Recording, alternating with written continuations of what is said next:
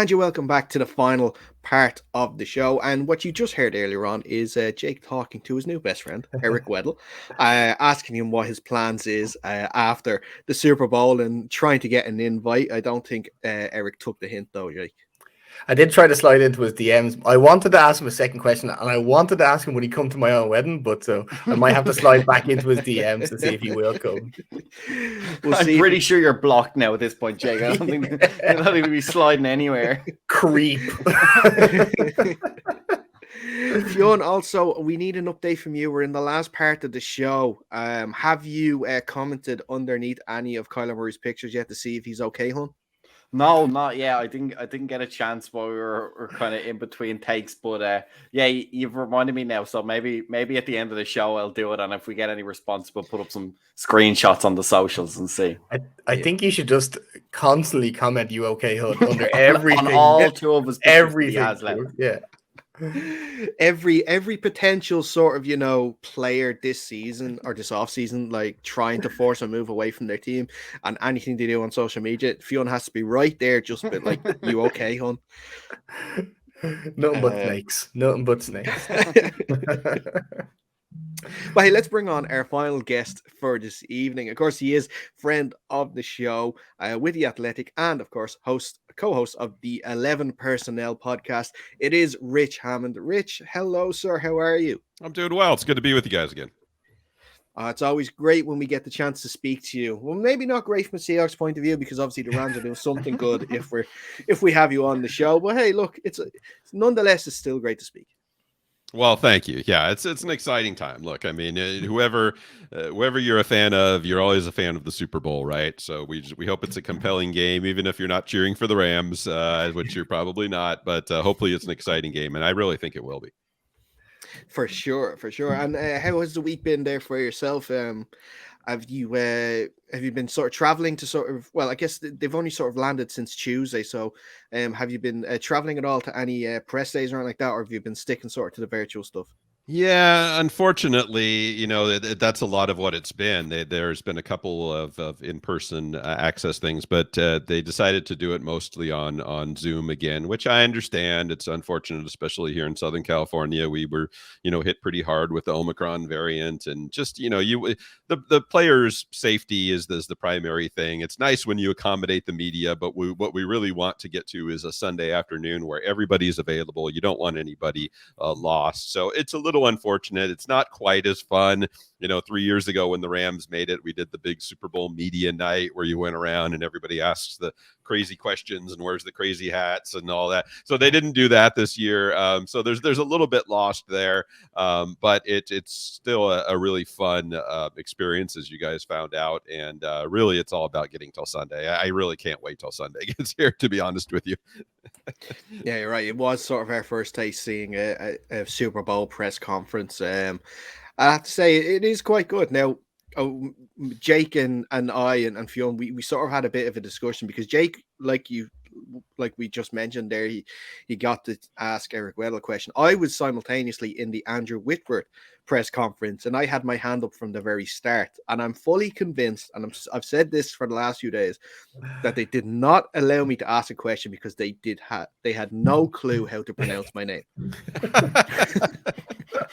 Yeah, we'll just go, you over there. Yes. Yeah, exactly. One, yes. Yeah, exactly. Have a simpler name there. I know it's my own fault. It's my mother's fault. She didn't give me a decent enough name so that everyone could get it. She should have known the career path I was going to go in. So, but I should actually. We've asked all our guests tonight, Rich. Obviously, like I said, you're going to be covering the game at the stadium on Sunday, but if you weren't covering the game, you were going to just have a chance to watch the Super Bowl, what would sort of be your Super Bowl routine? Would you be at home? Would you be with friends watching it in the house? Would you go to a bar?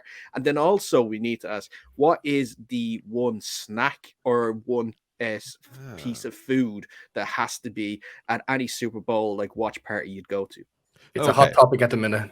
Yeah. No, I like this, and I actually have a good. I have to think about the food. I'll answer it while I'm on. Well, think about what I'm answering. For years and years and years before before everything changed in 2020, I went to a party that was held by somebody I used to work with, and he held it in his house, and it wasn't a big house, but he went all out. I mean, he was the guy who would put the balloons all over his front yard. He would have the big inflatables of whoever was playing in the game. He built in his living room bleachers so that people could, he transformed his living room into like a mini stadium so that people could sit and kind of in tiers and watch the game. And I always had a prime seat because I kept the stats for the for the pools and for the betting that was for entertainment purposes only, of course, that was going on during the game. So I always had a prime seat. So that was always my go-to. The snacks, man, that is a really, really good one. I'm a pretty basic kind of chips and dips guy. Get me a nice onion dip and some nice sturdy Ruffles potato chips maybe, and I'm good with that. So maybe a cold beverage that you can enjoy. So yeah, a lot of fun, and that's what I mean. The Super Bowl is something, it just unifies everybody, even if you don't have a rooting interest in the game. It's always fun. So I will miss doing that, but it's also a lot of fun to experience it also. Rich, what's your take on chicken wings? We've had this come up multiple times. Yeah. Okay. Yeah, I'm not a messy eater guy. I'm not like a big finger food kind of guy, because like it's probably my bad habits that I have. Like I'm usually snacking on something while I'm working or, doing something else. So you end up with your fingers kind of messy, then you're typing and I like to have something I can stab with a fork and just eat, or like a potato chip, just dip in and do it. I do like the chicken wings, but usually not while I'm doing something else. No, that's totally fair. You don't want to be sort of trying to tweet out with like buffalo sauce fingers. I can understand that. I can understand. Nobody wants that. No, but that's fair enough. Well, look, there's also one question I've actually also wanted to ask you for a bit. What are you going to do now that you won't be able to talk about Rams uniform combos now leading into games after this week? Oh, that's what you might think. But they are actually introducing another set during the offseason. As they rolled these out, they did one for 2021, obviously, which is the one that they're going to be wearing on Sunday, the white. But then they're going to have another one. So there will be an entire offseason of intrigue. And looking ahead, is it going to be a black uniform, or is it going to be a yellow uniform? The content will never end, guys. I promise. I've seen some mock-ups of those black uniforms. They don't look too bad, I have to say. They're pretty sharp. The blue and the yellow look pretty good. Yeah, and the other thing is every team now, you guys probably know that every team is going to be able to add a secondary helmet now. So for instance, Seattle will be able to do. I don't know whether maybe they'll do a green. I don't know exactly what they'll do, but everybody's going to be able to have a secondary helmet now. So that opens the options for a lot of teams too. Well, we've seen the Commanders get absolutely panned for their black, their black helmet, the W right in the middle. Yeah, that looks like something I would do. Well, hey, look, as you know, that can always be tweaked. That's never really the final version until you see it on the pitch. So maybe they'll listen to the fans a little bit and tweak that up. But yeah, I'm not. Hey, look, an ugly jersey is the least of our problems. If we can get a winning football team, I'd be more interested in that. Yeah, exactly. I wouldn't hold your breath. Although I must say, I'm quite partial to how teams do throwback jerseys. I wouldn't mind to see sort of throwback. Like one of the more brighter blue jerseys during the Largent days. I think they would actually be quite nice now. To see maybe a new quarterback under center wearing it next season, if it's not Russell Wilson, which Fionn is excited by because he's the favorite to join the Commanders now. Yeah, there you go. Yeah, I think it'll be an interesting offseason for that stuff. The Rams look like they're set. They won't be making any waves again this offseason, but yeah, there's a lot going on. For sure, yeah. Let's look ahead to the game. And I wanted to ask: is this a game that the Rams have been preparing for sort of the last 3 years since their last Super Bowl appearance? That that loss at Super Bowl 53 against the Pats, where, you know, they underperformed with all expectations. It was clear to see, but, you know, I'm guessing that would have left a sour taste in their mouths for these last few years. Oh, no question about it. Yeah, and it's just nothing is guaranteed, right? You don't know whether you're ever going to get to one of those games, and most players don't, because there's only one per year and only 2 teams get to participate in it. And the Patriots had a lock on it for a number of years, which meant only one other team got to participate. And when you get there, I think even if you lose, you want to walk away feeling like you did your best. Maybe you get beat, but you want to be able to go into the offseason saying, you know what, we gave it our best shot. We played the best game that we could play. And the Rams could not say that 3 years ago. And I think that's very tough to deal with, to come away with it going, wow, that game was there for us. We were right. It was tied in the fourth quarter. All we had to do was make a couple plays and we were the champions.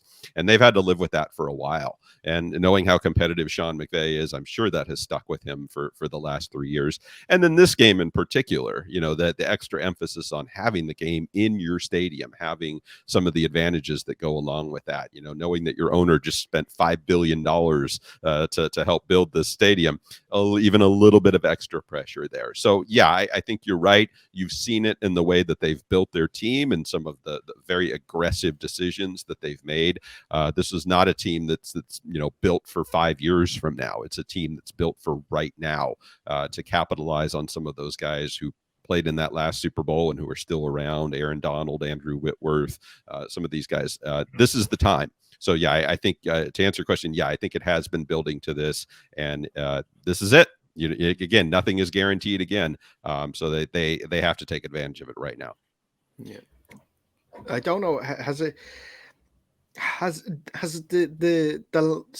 that game been mentioned much in the lead up to this? Has coaches, or do you think they've been using it as motivation, or do you think they kind of want to stay away and maybe try and forget that happened and let's just focus on this week's game? Yeah, I don't think you bring it up a whole lot. I mean, I think anybody who was there remembers the feeling. You don't have to remind them. You don't have to remind Aaron Donald or Andrew Whitworth what it was like to walk off that field after that loss. I think on the flip side, I think a guy like Von Miller has done a really good job of coming in and telling these guys, hey, I've had that feeling of winning it. You want to know what that feels like, not using it as a negative, like, oh guys, you don't want to lose this game. You don't, but giving them that carrot on the stick. Like, you guys, you want to know it's the best feeling in the world. You've got to get there. You've got to do this, and using it as positive reinforcement rather than, being afraid to lose or, oh no, we don't want the same thing that happened 3 years ago to happen to us. Like, that's not really the mindset that I think you want to have. You want to have that mindset of, let's go grab this thing. Let's go do it. And I think a guy like Von Miller in particular has been really good for that, and kind of for the mindset of the team. Would you say Sonny Michel was a little bit in the rear as well after he was one that scored the touchdown against them in that Super Bowl? Yeah, funny how that works out. You wonder if he'll do it on Sunday to help the Rams. But yeah, it's they probably don't want to talk to him too much about that game. But look, anybody who's been there, and Sean McVay, I don't think he'll be bringing up a lot of the, oh, here's what we did last time that's wrong. But it's just the experience of it. A lot of it is probably during the week. How you handle the practices, how you handle all of the media stuff that we're just talking about, all the obligations. It can be a lot. It can be overwhelming. And I'm pretty sure that having gone through it, now going through it a second time makes it a lot easier. So that's probably where you see the biggest advantage, is just nothing is surprising to you anymore. You know what's coming. Rich, one guy who hasn't gone through it, and maybe one of the most important guys, is Matt Stafford. I believe he's going to be the oldest quarterback ever, or most seasons ever in the NFL before you make your first appearance in the Super Bowl at 13 seasons. How much scrutiny is on him? How much pressure is going to be on him? And because really, I feel like if he wins the Super Bowl, it changes the narrative of his career from, hey, good quarterback on a bad team, to, okay, this guy might legitimately be a Hall of Fame quarterback now at this point. Yeah, I think that's fair, and I think to date he's answered all the questions. I mean, it was just 3 or 4 weeks ago that people were saying, "Oh, can this guy even win a playoff game? Is he even a quarterback who can lead a team to the playoffs?" Well, okay, he did that. Then he won 3 playoff games, so he's been checking the boxes as we go along here. But now there is one big box left to check, and I think if Matthew Stafford does the things that he's done for the last 3 weeks and plays the way that he's played for the last 3 weeks, then it'll probably happen for him. He is the single biggest factor. He's not the only factor, but I do think he's the single biggest factor in how this game is going to go for the Rams. And again, if he plays the way that he has played the last 3 weeks, which has been largely taking care of the ball, playing within himself, not trying to be the hero too much, taking what's there, relying on the run game, all of these things, he's going to be fine. But if the moment gets too big for him, or he starts to feel like he needs to do something special or put the team on his back, that's when things get a little sideways for Matthew Stafford. So it certainly could go either way. I have no idea which way it's going to go, but I would say his performances in the playoffs show that he is capable of giving the Rams the game that they need to win the Super Bowl. Rich, I asked this to another guest that we had. The Rams are currently at 4 points favorites, and the over-under is 49.5, I think, at the minute. Do you think that's a fair line? I do, yeah. The money line, or the point line there, I think is good. The curious thing is, I'd have to look back at last year, but the home team always gets a little bit of a bump there, if it's a regular game. So I wonder if that factors in at all. If this Super Bowl was being played in Minnesota, would that line drop a little bit? Would it be more like 2? I'm not sure. I'm not saying either way. I wonder, to be honest with you. It feels about right to me. Yeah. I mean, you look at the way that these playoff games have gone. I mean, every round from the wild card round up to the conference final, conference championships, almost every game has been a 3-point game or less. I think there was one 6-point game in there. So just based on that alone, you have to think that it's going to be a tight game. I do think the Rams being slightly favored is the right thing. I think if you play this game 50 times, the Rams probably win the majority of them. Now they're only going to play it once, so they don't get to play it 50 times. The over-under will be interesting. I mean, I could see it. I tend to think it'll be a little bit lower. I probably see both teams maybe in the low 20s, somewhere around there. But yeah, so I think by and large, it's those are the right numbers.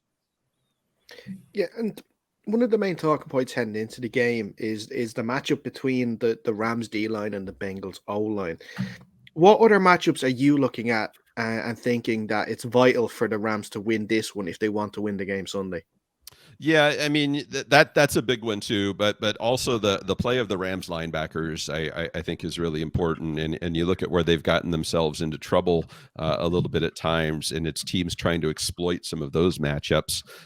You saw what the 49ers did with Deebo Samuel quite a bit, or even some of their other players trying to get those mismatches against Rams linebackers who maybe don't cover quite as well, and even have had some tackling issues at times during the playoffs, which you can't have. So it's one interesting thing, talked about best friend Eric Weddle.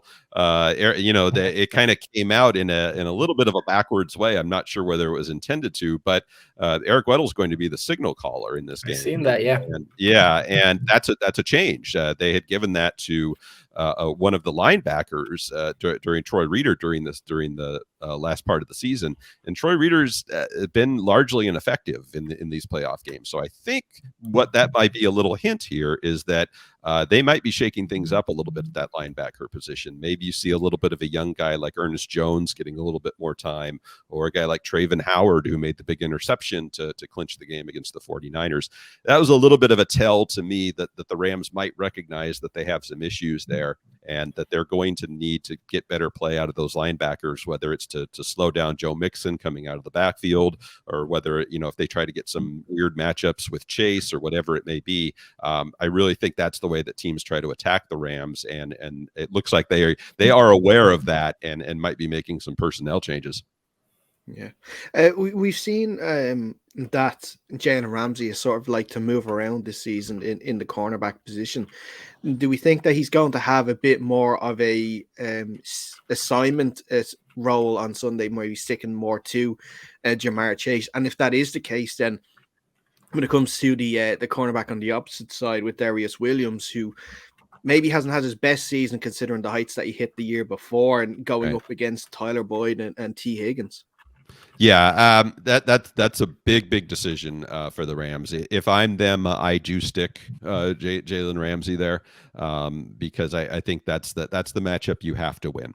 And it doesn't mean you can afford to lose the other ones. It just means that's the matchup you must win. So I think putting Jalen Ramsey there, you don't want to look back the day after the Super Bowl and say, we lost this game and it was because we didn't cover Jamar Chase properly. So I think based on that, you do that. You're right. Darius Williams is a really big X factor in this game because he's played well at times. He's had a rough playoffs. I don't think there's any way around that. When you see teams targeting a Rams cornerback, it is almost always a Darius Williams. So they can give him some help there. A guy like Nick Scott at safety has done a fantastic job in these playoffs, and I think we'll get a lot of playing time.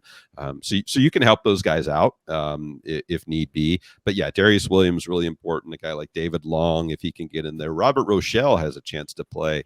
A really young guy who doesn't have a lot of experience, but he's coming back from an injury and could get in there and be part of that rotation too. So I think they're going to have to be pretty nimble with that during the game and just keep an eye on it and see what those matchups look like. But if I'm the Rams, I put Jalen on the best guy and just let the chips fall where they may elsewhere. I swear to God, sorry, Fiona, I just got to say, I swear to God, if we get a busted coverage, Cooper Kupp opening somewhere in the end, or Jamar Chase busted coverage and it's just a walk-in touchdown, I will be fuming. Well, that's the thing, right? That's what I'm saying. You don't want to get to Monday and look back and say that's what cost you the game. Imagine how, some of these teams have felt. How in the world did we let Cooper Kupp get open on it's going to be in your head the entire offseason. So, that's one thing you want to eliminate if you can. How do you think Sean McVay is going to strike the balance in this game? Is he going to come out? We know how creative he is on offense. I imagine we're going to see some new plays that probably haven't been brought out during the season. But do you expect the Rams to play their own game and force the Bengals to react to them? Or do you think there's a game plan in place that's going to be, of course, they're going to have to take into account the weapons the Bengals have, but more tailored away from what the Rams do well, or try and neutralize what the Bengals do well? Yeah, Cincinnati's defense has done a great job in these playoffs. They've faced some very different. I mean, they went from playing Tennessee, which wanted to run the ball down their throats, to playing Kansas City, which just wanted to throw it everywhere. And they've tailored their defense to do well against both of those things. I think the Rams would do well to learn from what the Bengals tried to do against the Chiefs and did very effectively. They were dropping back and saying, "All right, Patrick Mahomes, you want to make these throws? Go ahead. You're going to be thrown into a lot of coverage here." And the Chiefs never really adjusted. I think they only ran the ball about 15 times in that game, and I think they passed almost 40 times. They fell right into the Bengals' hands. They did exactly what they wanted them to do, which was not run the ball and try to throw. And they were thrown into a lot of coverage, and the Bengals were still able to get some pressure with Hendrickson and some of these other guys. I'm answering the question by means of that to say that I think the Rams need to make sure that they have some balance. They need to make sure that they are running the ball, that they're not just allowing the Bengals to drop back and try to confuse Matthew Stafford or double some of these guys, Cooper Kupp or whoever it may be. When the Rams offense has been working at its best, especially in the playoffs, you've seen that balance. You've seen them. It doesn't mean run the ball 40 times. Like that's not what I'm saying either. But making sure that teams respect that, setting up play action passes. It's not always going to be pretty. The Rams run game is not always a pretty thing to watch, but it's a means to an end. And I think when you've seen them have the most success, it's when they've had that balance. Rich, is there any players that you are going to keep an eye on, maybe that need to have an impact game for this to be like to change the game for their team? Yeah, one on each side of the ball. I would say Odell Beckham is a big one. We just talked about Cooper Kupp and Cincinnati. That's the one thing that they're going to want to do, right? We're not going to get beat by Cooper Kupp, but that's going to present some opportunities for Odell, and he's been able to take advantage of them very well over the second half of the season. So I think he'll be important. On the other side of the ball, I would look at Von Miller. He came in and quite frankly, I didn't know what he would have left or exactly what he would be able to contribute, but he seems to taking it up another notch even in the playoffs. And when you can pair him outside of Aaron Donald and he can get that pressure, that makes the Rams so difficult to stop. And that's the one thing they've been trying here is it's great to have Aaron Donald and he can beat double teams and he can do a lot of stuff. But when you can bring that pressure from the outside also and pair it with that inside pass rush, that's really what makes it effective. So I would say Von Miller, not only for himself, but for what he can bring out of Aaron Donald, I think is very important. Yeah, excellent. Then I guess finally, who's going to win? Yeah, it's boy, I just spent like 15 minutes last night looking at the Bengals defense and a breakdown, and it started to make me think like, gosh, you know what? I think they've got a real chance here. Like they've just been so, you look at that defense and they don't have a lot of stars on that defense, but they've played so well in their roles. What I will go back to is I think the Rams are a better team here. And when they've had trouble in the playoffs, it's when they've gotten in their own way. It's making those mistakes, turnovers, fumbles, missed tackles on defense. You really look back on it, these 3 playoff games that they've played, and said they really didn't get out schemed in any of them. When they ran into trouble, it was largely of their own doing. So if they can avoid that in the Super Bowl, and it's not going to be easy to do, I do think the Rams win this game. I don't think it'll be a blowout. I've seen a lot of people say, oh, it's going to be Rams by 14 or 17.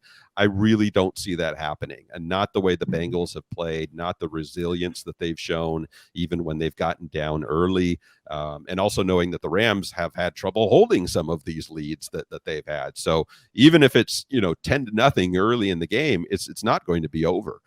So for all those reasons, I do think narrow Rams, and I think I said when he asked me earlier, I said low 20s. So I would say somewhere around 24-21, somewhere in that range feels about right to me. Yeah, perfect. Listen, Rich, thanks so much for everything this season. We really appreciate the time that you've given us talking about the Rams football. I hope you enjoy the game on Sunday. I'm sure with work you probably won't be able to enjoy it as much as you can. But again, thank you so much for everything this year. Oh, my pleasure, guys. We'll say hello to Eric Weddle for you too, also. Ask him if he remembers me. All right, guys. Thanks for having me. Thanks, Rich. Enjoy, Rich.